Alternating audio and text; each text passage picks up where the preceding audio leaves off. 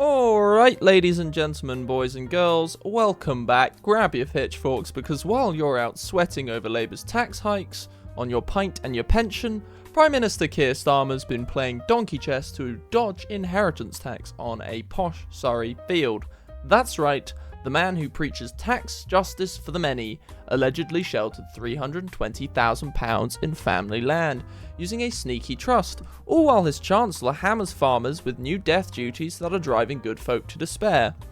This bombshell dropped today on the Sunday Times, and Starmer's scrabbling on BBC like a cornered mule. It's hypocrisy on hooves, folks. One rule for sanctimonious Sir Keir, and another for you and me. If you're fed up with elite Labour games, smash like, subscribe for the unfiltered takedown, and let's expose this farce. Welcome to the Donkey Dodge Scandal.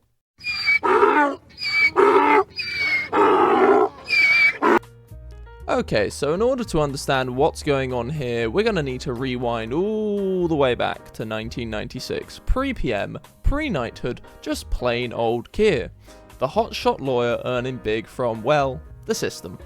He drops £20,000 on a lush 7-acre field behind his folks' home in Surrey. Official story, it's heartwarming. His mum's ill, she loves rescue donkeys, and essentially he buys it for her as a mini sanctuary. Dad even buys a ramp so she can pet him from the wheelchair. It's very sweet. But here's the rub. He doesn't just gift it outright.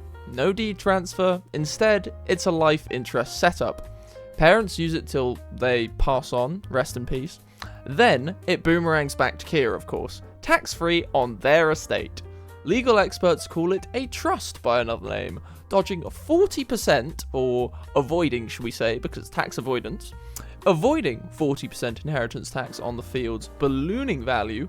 We're talking about 60 grand saved, easily, and fast forward to 2022, he sells it, plus dad's bit, for £320,000, pocketing 275 grand. So of course, he's pocketed 275k, but he does pay 52,000 in capital gains. But zilch on inheritance, so it's nice work if you can get it. Oh, and a bonus scandal, as an MP, he hid ownership of this from Parliament for 8 years, which is kind of breaching the rules, and he only fessed up to it when rumbled. And so today, on Laura Kusenberg, he denies it all. No trust, just bought it for the donkeys. 20k was pocket change as a lawyer. Yeah. Insert clip of Keir Starmer essentially going, oh, it's only £20,000, before then suddenly having to actually say, oh no, 20,000's a lot of money. No, it is. For you. Okay. It was, and also, by the way, Laura, it was £20,000. We're not looking at a vast estate with great tax. It's a lot of money to many people, and it sold it many years later for more than a lot of money, but the idea of setting up some complicated trust for a £20,000 agricultural field, which then housed 4 donkeys for all the time my mum and dad. It was my mum. She was able to, where they had. And of course, number 10 has backed him. No tax thoughts, pure family love. Yes, definitely. Okay, so the real question is this actually a big deal?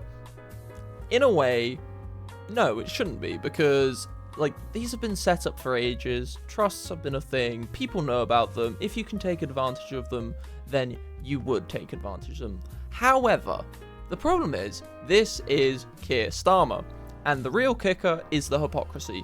It's so thick that you could spread it on toast. Starmer's spent years wagging the finger at immoral tax dodgers, and in his 2020 leadership bid, he vowed to clamp down on avoidance by companies and individuals as it costs billions. As opposition boss, those in charge of taxation can't seek to avoid it. Pretty simple. Those were his words, not mine. Yet here he is gaming the system for his donkey plot, while his Mrs. Rayner, well, she has to quit over some stamp duty slip-ups, and she underpaid on her flat. Of course, I'm not going to defend that. But nonetheless, she had to go, and of course X is now erupting, saying if Rayner goes for that, then Starmer should too. And don't get me started on farmers. Labour's budget slaps 20% inheritance tax on estates over £1 million from 2026, no exemptions for working land, result, protests, bankruptcies, and even suicides. Real families torn apart. And of course, in response, Starmer shrugs. Disputed figures, but we're sticking. Meanwhile, his donkey field is bulletproof. So why care? I mean, this is obviously something that people can do. It's legal. There's nothing illegal about it, so they can't really get him on a notion of the law. But the problem is, this exposes Labour's core rot. Elites like Starmer lecture on fairness while feathering their nests. You're hit with winter fuel cuts, national insurance hikes, and farm taxes that could wipe out generations, all to fund their green fantasies and migrant hotels. But Keir, £320,000 windfall, zero regrets. Now on the other hand, enter Reform UK, the only party calling time on this nonsense. Nigel's plan is to freeze non-essential migration, scrap net zero madness to cut bills, and reform inheritance tax to protect family farms, not dodge it for donkeys. Now, this isn't to say I don't have my qualms with Nigel. He is an interesting individual who's been known to flip-flop like a pancake. I mean, just last year, he was essentially promoting the fact that, oh no, we couldn't possibly go with mass deportations. I'll play you the clip, you can see it for yourselves. We're talking about hundreds of thousands of illegal immigrants are in Britain at the moment. Do you support deporting all of those people? It's impossible to do.